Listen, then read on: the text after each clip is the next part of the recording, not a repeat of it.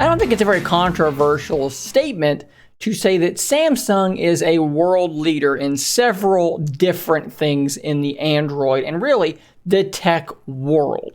Look, when you look at folding OLED display type devices, they're in charge. They're in first place. They're making the displays for their competition.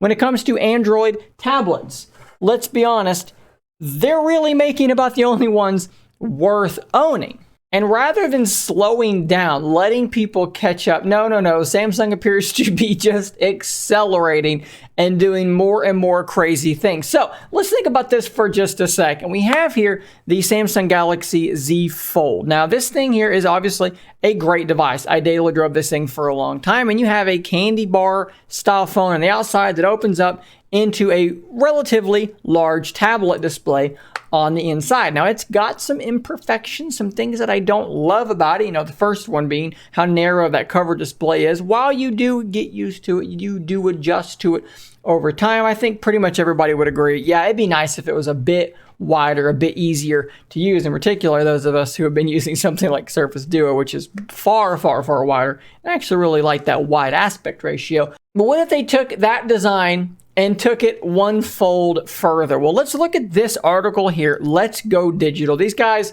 are flippin' awesome. You do have to translate it into English if you're an English reading person. But once you do that, they do some absolutely great work. And today they're looking at a patent that Samsung has filed. And if we look at this thing, you're going to see that it has not one hinge, but two hinges. And even crazier than that, it's an in-out design. What I mean by that is one section will fold out this way in that direction, and the other one will fold the other direction. And what you get when you take this information and you create a really nice, beautiful looking 3D render is this, what we have here. And what you're looking at is a device that could be a pretty normal width phone and could fold out not once but twice to be a full-fledged Galaxy Tab style device like I have back here over my shoulder. So literally going from being a phone to being a pretty big tablet to being a phone that turns into a full-sized massive tablet. And if you look at their render here, you're going to notice how thin each portion of this is. Now keep in mind, this is not, exactly what this thing might look like should it ever see the light of day, but I think that we can speculate here a few things. So first and foremost, when you have two folding sections, when you're that large, you can actually get pretty thin because it's not the same as having a regular tablet, obviously, but you can spread out your components over a much larger space. In fact, if you take something like the Z Fold and you take something like a Galaxy Tab S7 and you actually compare their thickness, they're actually really similar in terms of thickness. So imagine then if you took something like this Z Fold and you made it even bigger, you could conceivably go quite a bit thinner, and you might actually get to a place where you're not too far off from that right there. And let's be honest, you're gonna have to, because already with the Fold, when you fold this thing over, it's a chunky phone.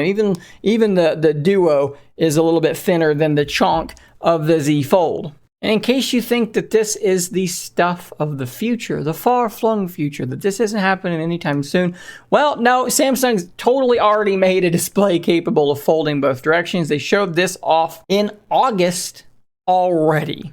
It's also worth mentioning a couple of details here as well. So first off, the fingerprint sensor is actually under the display. That's pretty impressive because so far all of these folding OLED screens like this have had the fingerprint scanners mounted to the side. Personally, I'm cool with leaving it on the side, but with this Z folding kind of design, side mounted fingerprint scanner is going to be on a kind of a narrow space. Might be a little bit weird to be using, but they also reference in their patent S Pen compatibility, and that's really cool too because the Z Fold 3 was the first one to get the S Pen compatibility, and obviously that's great to have on a tablet, but having on a full-sized proper tablet like that takes it up to a whole different scale in terms of pocketable drawing notation, things like that. Now, they apparently also reference an HDMI connector, which would be really, really weird to see. And I don't expect that's actually going to make it to the final version of the device because, honestly, a USB-C cable is more than capable of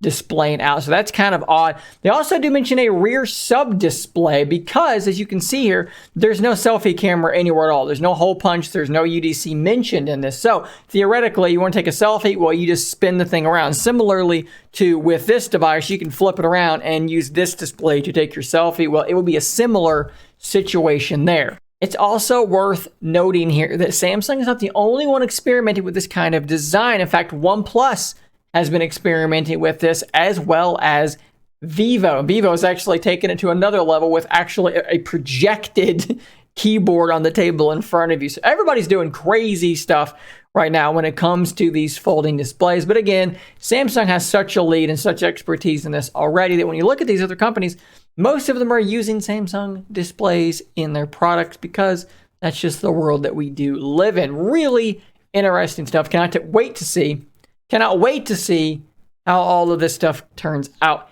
in the coming weeks, months, and maybe even years. Guys, thanks for watching today's little fun video. If you did enjoy it, please consider hitting that like button down below or maybe subscribing so that you don't miss the next one. And until next time, stay nerdy, my friends.